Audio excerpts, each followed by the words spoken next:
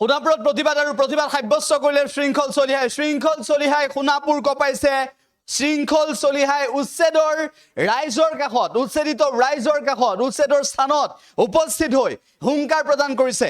আমি উল্লেখ কৰিব বিচাৰিছো যে খিলঞ্জীয়াৰ অস্তিত্ব বিপদাপন্ন কোনে কৰিব বিচাৰিছে? বিজেপি চৰকাৰে খিলঞ্জীয়াৰ অস্তিত্ব বিপদাপন্ন কৰিব বিচাৰিছে নেকি? শৃংখল চলিহা প্ৰতিবাদত নামিছে, শৃংখল চলিহাই সোণাপুৰ কপাইছে, শৃংখল চলিহাই হুংকাৰ প্ৰদান কৰিছে।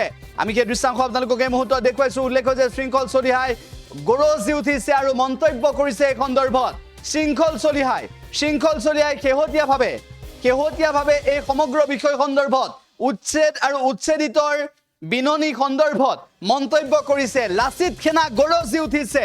শৃংখল চলিহাই কি মন্তব্য কৰিছে সেই মন্তব্য শুনাব বিচাৰিছো। আৰু নহলে আক্ৰমণ হলে কিন্তু প্ৰত্যাক্ৰমণ হ'ব, ভয়ংকৰ প্ৰত্যাক্ৰমণ হ'ব। এতিয়া কোনো কথা এইবিলাক নাই। এইটো ট্ৰাইবেল বেল্টৰ মাটি ট্ৰাইবেল মানুহৰ হাতত থাকিব লাগিব, তাতকৈ আৰু বেলেগ কথা ইয়াত নাই। ট্ৰাইবেল বেল্টৰ মাটি ট্ৰাইবেল মানুহৰ হাতত থাকিব লাগিব। ট্ৰাইবেল বেল্টৰ মাটি বাংলাদেশী হাতত থাকিব আৰু অসমৰ জনজাতীয় মানুহ, অসমৰ খিলঞ্জীয়া মানুহ বহি থাকিব। কিবা কথা হ'ব পাৰে নি? এইটো ট্ৰাইবেল বেল্টৰ মাটি ট্ৰাইবেল মানুহৰ হাতত থাকিব লাগিব আৰু ইয়াক লৈ কোনো ৰাজনৈতিক দলক ভোটৰ স্বাৰ্থৰ ৰাজনীতি কৰিবলৈ দিয়া নহ'ব। ট্ৰাইবেল মানুহৰ অধিকাৰ সুৰক্ষিত কৰিব লাগিব। আৰু নহলে আক্ৰমণ হলে কিন্তু প্ৰত্যাক্ৰমণ হ'ব, ভয়ংকৰ প্ৰত্যাক্ৰমণ হ'ব। চবকে ভোট লাগে, সন্দেহযুক্ত মানুহৰ ভোট লাগে সকলোকে। কিন্তু ইয়াত জনজাতীয় মানুহৰ সুৰক্ষাৰ কথা কোনটো ৰাজনৈতিক দলে কৈছে? আপোনালোকে আমাক কওক। আৰক্ষীৰ ওপৰত বৰ্বৰ আক্ৰমণ হ'ল। আৰক্ষী এতিয়া ফেচবুকত কিবা এখন ফটো ওলাই কৈছে যে ইমান নিষ্ঠুৰ হৈছে। এতিয়া কথাটো কৈছোঁ, সেইসকল মানুহে যে ফেচবুকত ফটো দি আছে, যেতিয়া 16জন নে 18জনকে আৰক্ষী মাৰিছিলে তেতিয়া আপোনালোকৰ ফটোকেইখন ক'ত গৈছিলে? তাক লৈ আমাৰ প্ৰশ্ন আছে। অসম পুলিচে ইয়াত মাৰ খাব বাংলাদেশী হাতত হ'ব পাৰে নি? আমি হ'ব নিদিওঁ। আৰু যদি পুলিচে নোৱাৰে, জনজাতীয় মানুহ, অসমৰ খিলঞ্জীয়া মানুহে খালী কৰিব। মুখ্যমন্ত্ৰী ডিজিপিয়ে তৃতীয় শক্তিৰ কথা কৈছে। তৃতীয় চতুৰ্থ শক্তি এইবোৰ কথা নহয়। আৰু যদি তেওঁ খালী কৰিব নোৱাৰে, এই ডিমৰীয়া অঞ্চলৰ প্ৰত্যেক জনজাতীয় মানুহৰ হাতত এটা AK-47 তৃতীয় সীমন্ত। এতিয়া কোনো কথা এইবিলাক নাই। এইটো ট্ৰাইবেল বেল্টৰ মাটি ট্ৰাইবেল মানুহৰ হাতত থাকিব লাগিব, তাতকৈ আৰু বেলেগ কথা ইয়াত নাই। ট্ৰাইবেল বেল্টৰ মাটি ট্ৰাইবেল মানুহৰ হাতত থাকিব লাগিব।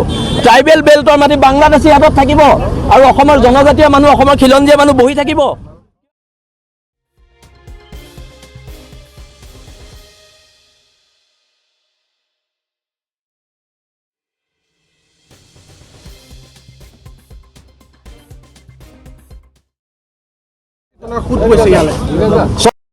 এতিয়া কোনো কথা এইবিলাক নাই। এইটো ট্ৰাইবেল বেল্টৰ মাটি ট্ৰাইবেল মানুহৰ হাতত থাকিব লাগিব, তাতকৈ আৰু বেলেগ কথা ইয়াত নাই। ট্ৰাইবেল বেল্টৰ মাটি ট্ৰাইবেল মানুহৰ হাতত থাকিব লাগিব।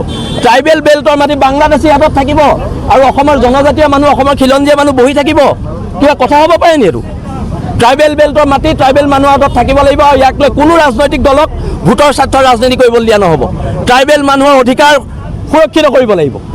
আৰু নহলে আক্ৰমণ হলে কিন্তু প্ৰত্যাক্ৰমণ হ'ব, ভয়ংকৰ প্ৰত্যাক্ৰমণ হ'ব। চবকে ভোট লাগে, সন্দেহযুক্ত মানুহৰ ভোট লাগে সকলোকে।